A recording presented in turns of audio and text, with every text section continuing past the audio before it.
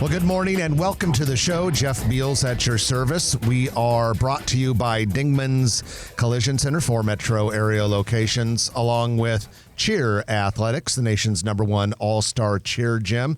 Without any further ado, I'm going to bring on my co-host, a legendary real estate deal maker and all-around entertaining fellow, Trenton Magid. Good morning, Jeff. Good morning, everyone. Well, good morning, Trenton. And we've got some good, quick, right off the top of the hour restaurant news. Legacy Chop House opens today in the former Jam's West Omaha location near 176 and the West Center Road.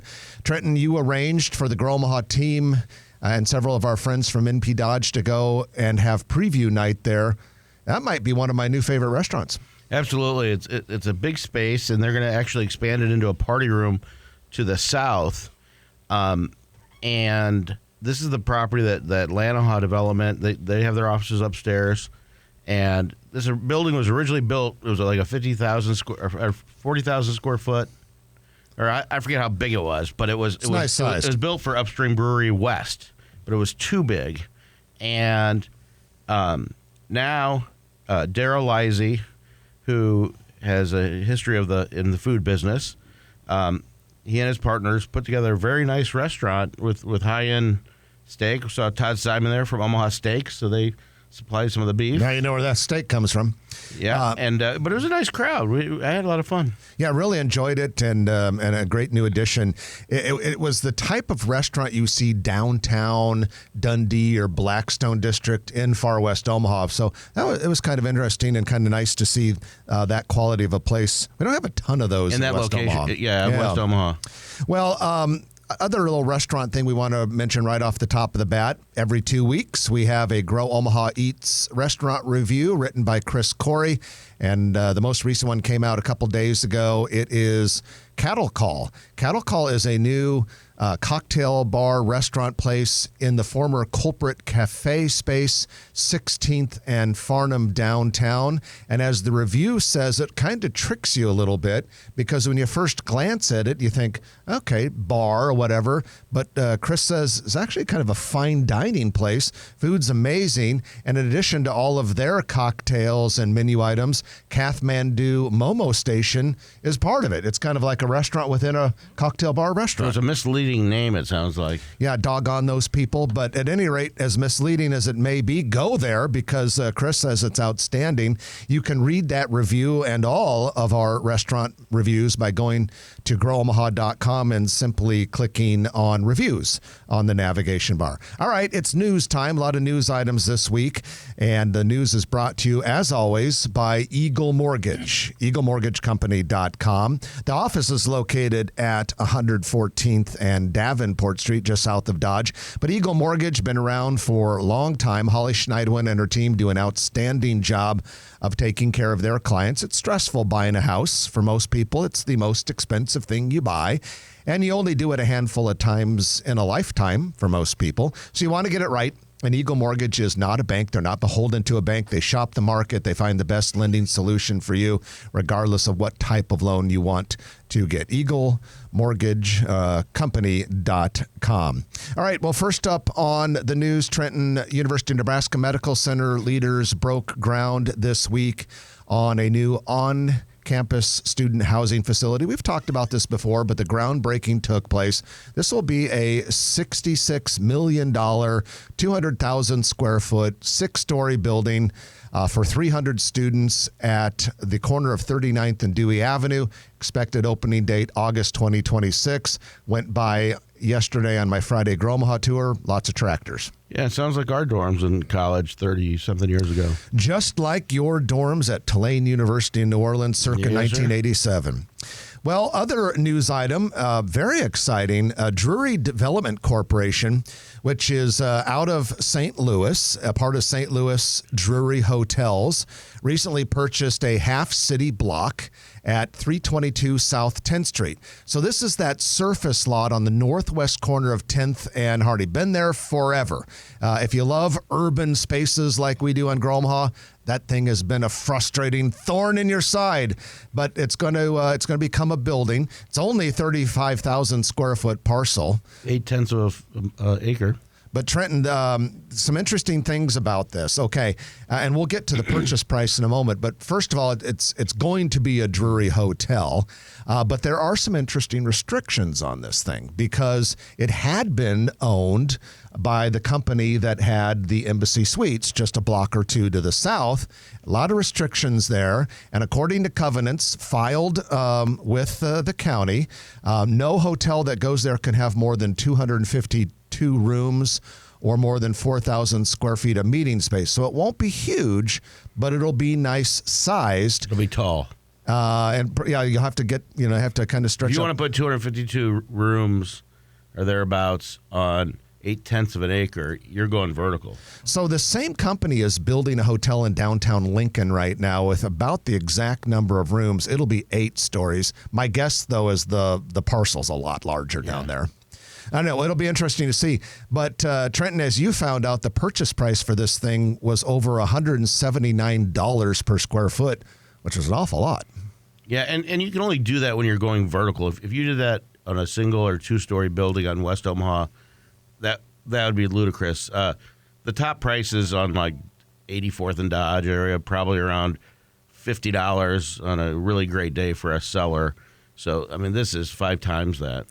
Got some interesting news coming out of the Western Papillion area, 156th and Schramm Road. Hubble Realty Company, a real estate development company out of Des Moines, Iowa, which is one of our new Grow Omaha newsletter sponsors. They are coming into the Omaha market because of the strength of the Omaha market, hot and heavy, building a $25 million, 260,000 square foot Class A industrial building right there at 156 and Schramm. They're going to build a lot more of them because the project they're doing is 156 acres. They anticipate having a total of 10 buildings there. Interestingly enough, in this first 260,000 square foot building that's under construction, Rotella's Bakery is going to take 100,000 square feet. So this is in addition. On top of the other, yeah. Yeah, because they have their new cold storage facility just to the north of that. Rotella's is really growing like crazy. It's unbelievable. Great Omaha success story. And Rotella's, you know them from 108th and, was it Harrison? Yep. Mm-hmm. And they just keep growing and growing and growing. And their distribution gets farther and farther away. Yeah, it's pretty impressive what they are doing. All right, we've got some other big political news that affects Omaha growth and development, and that is that Omaha voters overwhelmingly approved bonds totaling $333 million in Tuesday's election, City of Omaha bonds. And that's an important enough story that we brought in a guest newscaster with us to help us analyze it. Mayor Jean Stohtert, what does this project mean to you in these 6 bond issues? This is a really great thing for the City of Omaha. It'll keep our momentum moving forward. And there are 6 bond issues overwhelmingly passed by the voters, all 70% or more. And they are street bonds, sewer bonds, public facility, public safety, park bonds, and then street preservation bonds, which are the continuation of the big street bond issue, the $200 million one that we passed in May of 2020. And, we're always worried when we have these bond issues on the ballot because there's a lot of misinformation out there. This time I heard a lot people were talking about it'll raise your taxes. And we schedule these so carefully every time we do them so that they don't raise taxes. Then there was a thought that, well, if I vote against it, it'll lower my taxes. And that's quite the opposite because these are things that we're obligated to do, like sewers and streets. And if we did not have the bonds to pay for them, then it would be most likely we'd have to raise the levy because we wouldn't have enough revenue. And the way I explain bonds to people, it's like how many people can go out and buy a house and pay cash? Not many people can. And so you go out and you get a loan and you get it at a good interest rate, and then you pay for it over a period of time, which makes it affordable. And that's exactly what we do with the bonds.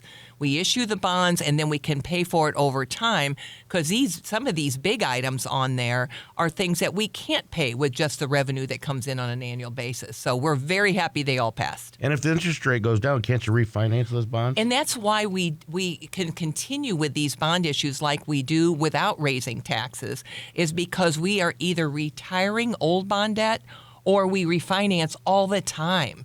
And we're constantly refinancing so that we get that lower rate so that we can add more bonds. So it's kind of a steady stream of income that we have that we're able to do all these things and keep the city moving forward. So as the mayor said, bond issues covered street, sewer, park improvements, new equipment for police and fire. But the headliner, as far as Omaha is concerned, $146 million bond approved for public facilities, the CHI Health Center. Some details there, 25 additional meeting rooms, 94,000 square feet on the east side of the convention center, make us more competitive, attracting even more meetings and conventions to Omaha. And not only that, Mayor, but the east side of the CHI Center is going to look a lot cooler and nicer, too. It is. And, this expansion is going to go over the back, like you said, on the east side. So it's over where the loading docks are in the back. You're not going to be seeing a lot of change in the front. But like you said, we are missing out on a whole different level of conventions that we could get in Omaha, but we don't because we don't have enough meeting rooms. And so this will more than double the number of meeting rooms, which will open up a whole, like I said, different level of conventions we could get, which are good for the city because every convention has a strong economic impact for the city. They use our hotels, they eat in our restaurants. And so this is really good for the city. And the bond debt for CHI will be paid off soon. And so that's a good thing, too. So it's time that we do some refreshing with it, too. But I think with that, you got to think, what are we going to need to go along with those extra meeting rooms and bigger conventions? And we're probably going to need, and undoubtedly going to need, another hotel down there. Oh, and Trent and I have some ideas of some preferred brands. Well, you could go we'll after. be talking to you about it then. But I think that's, and we've got to talk about the parking. And, are we going to need to build another parking garage, maybe on Lot D down there, if we develop Lot B or put a hotel on Lot B? So there's a lot to think about and a lot to consider. But the money that the $100 million that was on the bond issue will go to that, but there will be another $100 million that will come private. So this is another example of these great public-private partnerships that we have developed in Omaha. People have no idea the amount of generosity from our stakeholders, foundations, philanthropy, private and public, how they contribute, and it allows the city to do such amazing things. That 90-acre park, $450 million or so, wouldn't exist if it wasn't for the citizens of Omaha contributing, the private citizens. You're absolutely right. The Riverfront Parks, $400 million. The city put in $60. The rest is private. The ballpark, you know how the ballpark is funded. There's private money in that. The original Arena Convention Center. The library at 72nd and Dodge, that's a $158 million library. The city put in $20. And the rest is private, yet it's going to be an Omaha Public Library with our employees in it. The partnerships that we have are unique, and not all cities have those. What I like about this downtown area, it's becoming more and more walkable with retail, hotels, the convention center ever expanding, and everything and the spaces around it, so you can really get to the old market. It's really connected it. And then you've got the builders district, and it's right. all coming together. And the streetcar is something that's going to connect all those together. And not just the development we have going on now, but we also are looking into the future. And, we have a plan for 16th Street.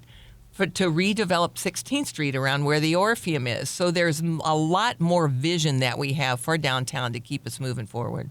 Well, we didn't bring the mayor of Omaha in here just to analyze one news story. We're going to have her stick around, and she's going to be joined by Heath Mello, president and CEO of the Greater Omaha Chamber. When we come back, we're going to be talking with Heath and Jean about tax increment financing and what it means for the urban core and how the streetcar fits into all of this. It'll be a very important discussion for anyone who truly cares about the continued growth forward.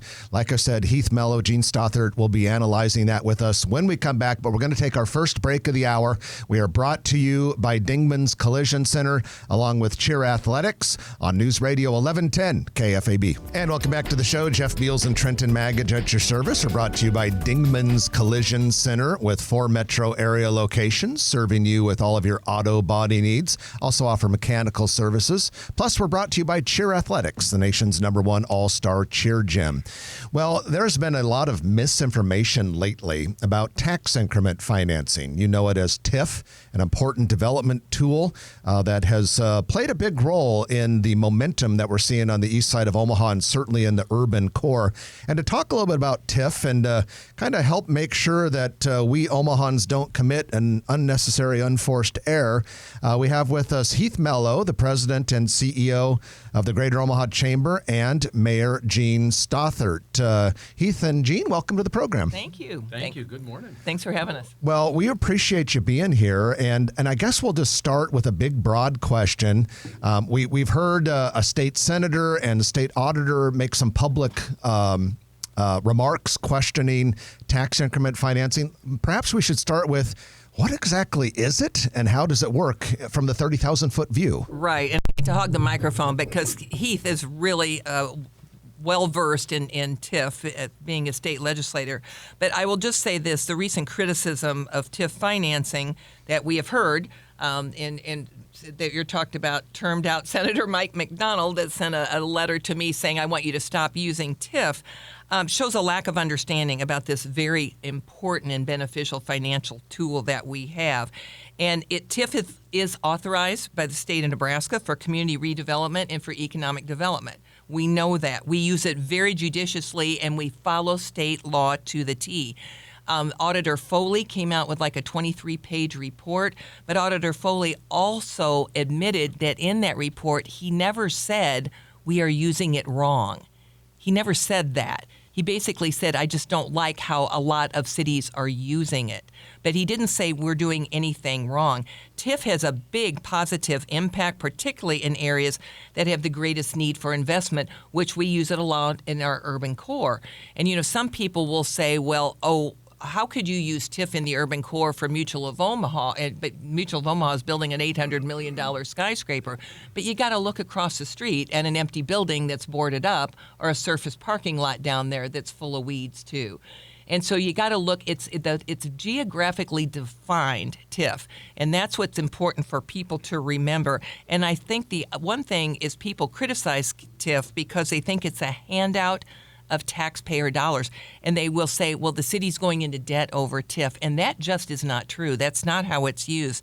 It's false because developers who use TIF finance through their project, they go to a bank and they get the loan through the bank. So the risk is with the bank and the developer, not with the city at all.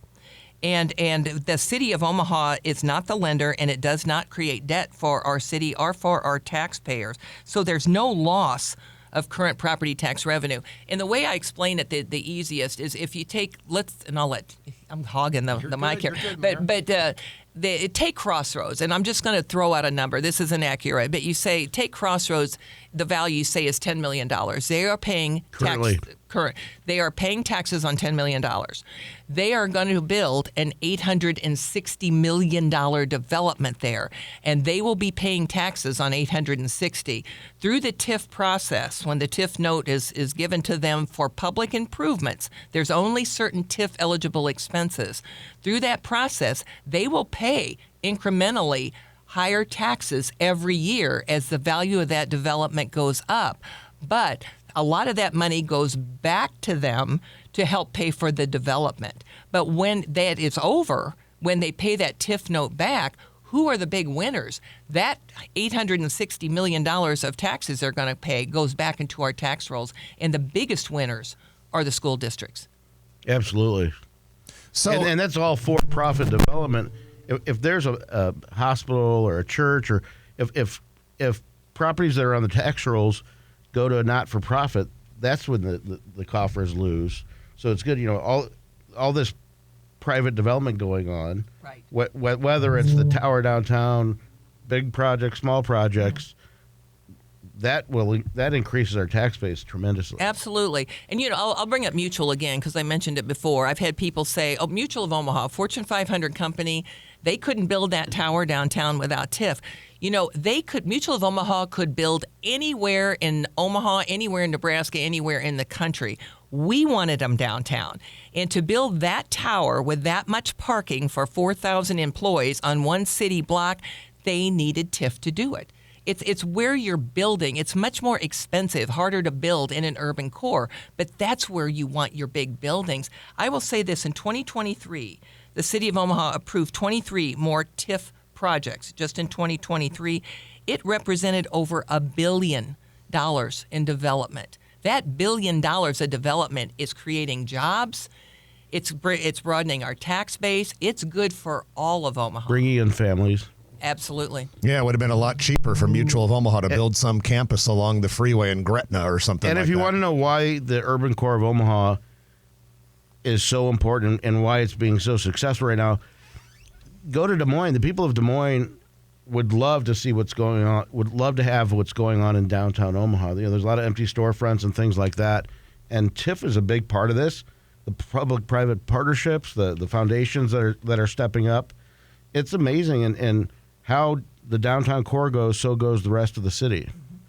Ironically, Trent, there was just a story that came out, I believe yesterday, from Flatwater Free Press in terms of showing the momentum in terms of the urban core, particularly the downtown, in terms of new residents moving down to downtown Omaha, and kind of just showing how downtown Omaha has changed so much more recently. And with some of the projects the mayor has mentioned, the public-private partnerships, and how we are stacking up against a lot of other Midwestern cities, particularly in trying to recruit more and more population to our urban core moving forward.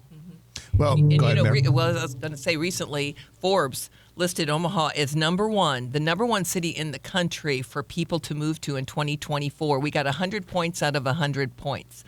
And it's just because of this great momentum and development that was going on. And I always bring up, I moved here 30 years ago. And when I moved here 30 years ago, if you think of the changes that's just happened then, let me just list a thing. There was no String of Pearls along Abbott Drive. There was no CHI. There was no Charles Schwab Stadium. There was no Bob Carey Bridge. There was no Gallup. There was no Holland Center. There was no Steelhouse. There was no Tenaska Center for Arts Engagement. There was no Kiewit Luminarium. There was no Riverfront Parks. Just think of the momentum and the things that have happened in the city of Omaha 30 years, and particularly in the last 10 years. Other cities are looking at Omaha saying, how do you do this? Most of those things are done during your 12-year watch.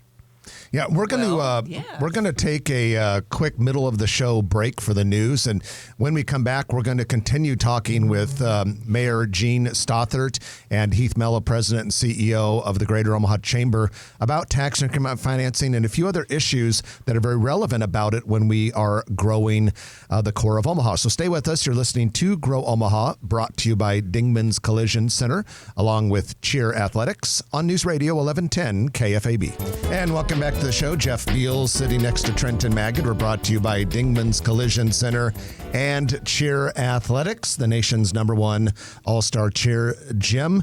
Omaha location located near highways 370 and 50 in Papillion. Well, we have with us Heath Mello, the president and CEO of the Greater Omaha Chamber, and Gene Stohtert, mayor of Omaha.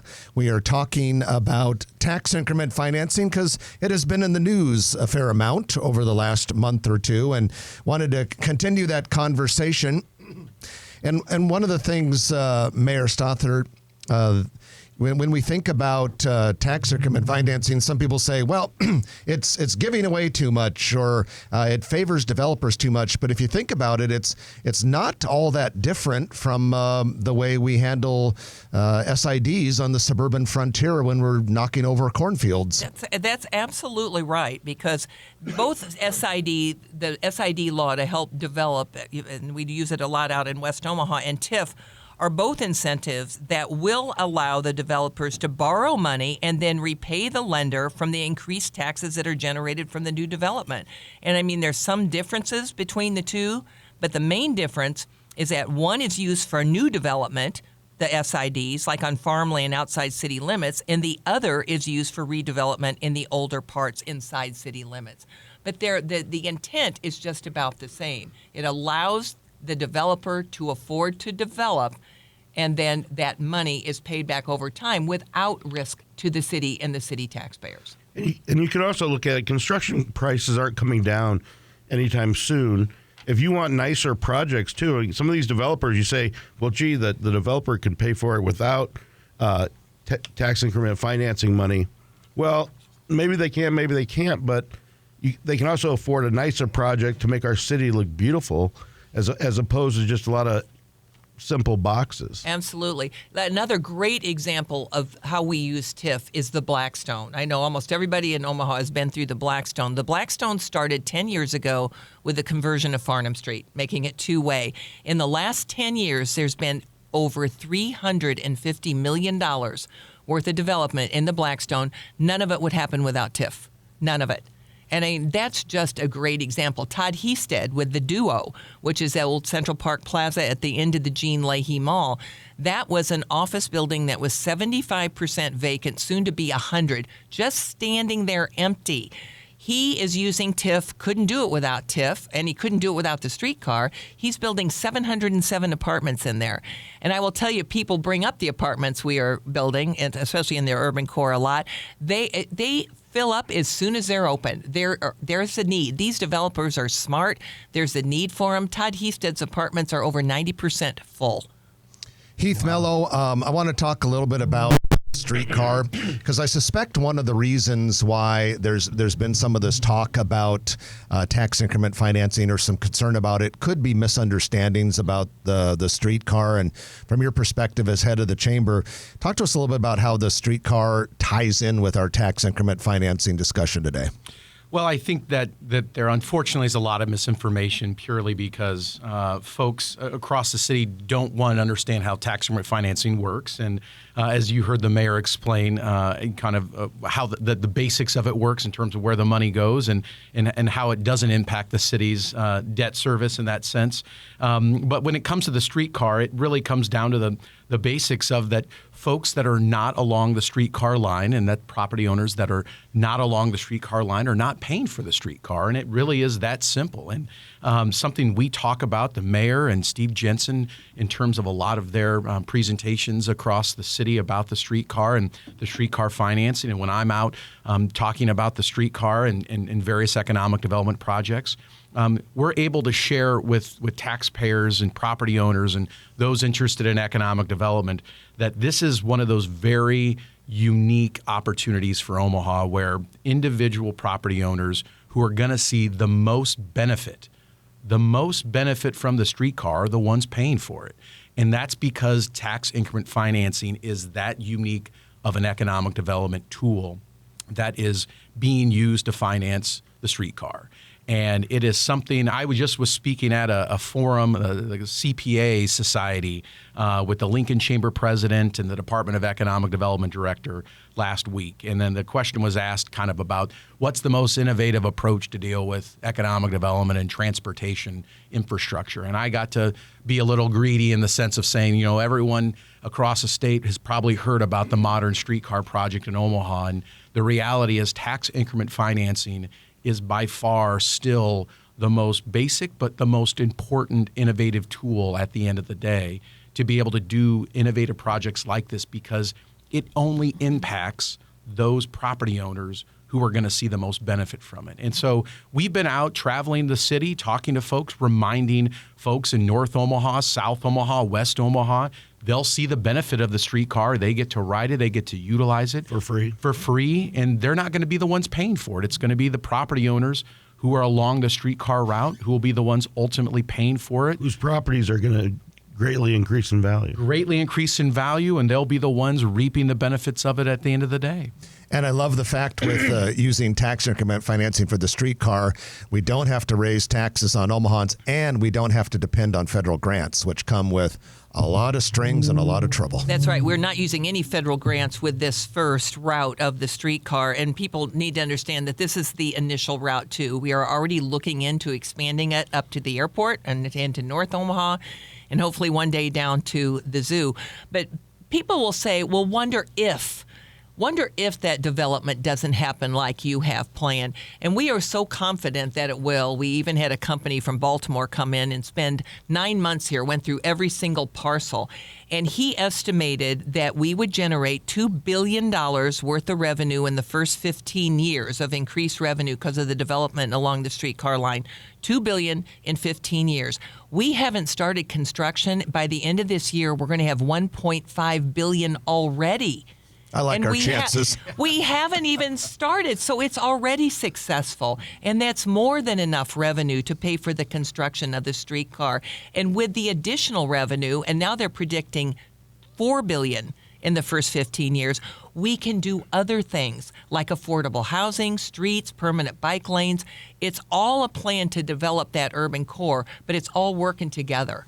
And in the process, we build one of the coolest urban centers for a mid-sized city anywhere in the United States of America. Now, unfortunately, we're out of time, but I do want to give maybe both of you just 30 seconds to kind of give us a closing argument, for a lack of a better term. What do you want to leave the listeners with, Heath? Well, I would just leave listeners that, there's a lot of misinformation about tax increment financing. And, from the Chamber's perspective, we're going to continue to try to educate not just taxpayers, but also public policymakers down in Lincoln that this is by far the most important tool to help both the mayor, the city council, and us as economic developers to be able to work across the city, particularly the eastern part of the city, North Omaha, South Omaha, the downtown area, to continue to reinvest in areas of the city that need reinvestment. And if we lose tax increment financing, we're going to miss out on a tremendous amount of private capital investment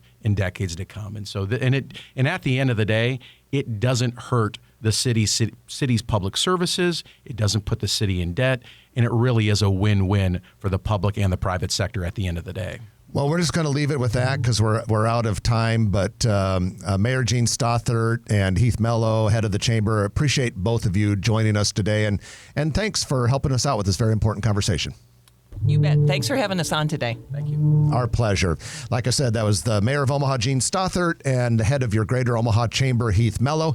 Going to take our final break of the hour. And when we come back, it'll be the Perkins Kreitzer Construction Lightning Round. A lot of things on the list. Stay with us. You're listening to Grow Omaha, brought to you by Cheer Athletics and Dingman's Collision Center on News Radio 1110 KFAB. And welcome back to the show. Jeff Beals and Trenton Magid with you. We're brought to you by Dingman's Collision Center and Cheer Athletics. And it is time for the Perkins Kreitzer Construction Lightning Round, which we have a lot of things for you really fast. Thanks to Perkins Kreitzer Construction for making this possible. They do cool projects. Last week we told you about Scissors and Scotch, the chain of men's barbershops that give you a cocktail with every haircut. Maybe I should start going over there.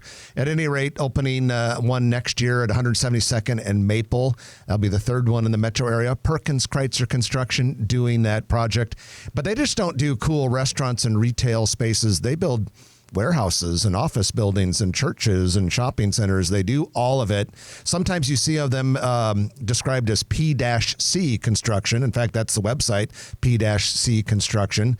But Dave Kreitzer and his team over at Perkins Kreitzer Construction do a great job, and we highly recommend them as general contractor for your next construction project. Trenton, should we just fly through this real fast? Yeah, and I want the mayor to chime in on some of these. Okay, if she so desires. Brucey Bistro and Bar, new ownership and a new brand at 132nd and Dodge. Yeah, and they're going to have two chefs instead of one. People love Jenny Coco. She was from J. Coco's, and now it's going to be called the Linden House, and they're expanding in the party room, bigger party room. And they have a chef that used to be at M's Pub, so we'll check that out. Via Farino opened its second location yesterday in Regency Landing, 107th and Pacific. Previous one was in, the existing first one was in Little Italy. Yeah, Mayor, did you go?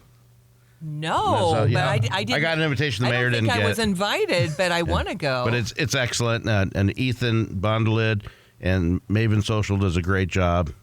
Tipico Helado, a Mexican ice cream shop, has opened its third Nebraska location, 156th and West Dodge Road.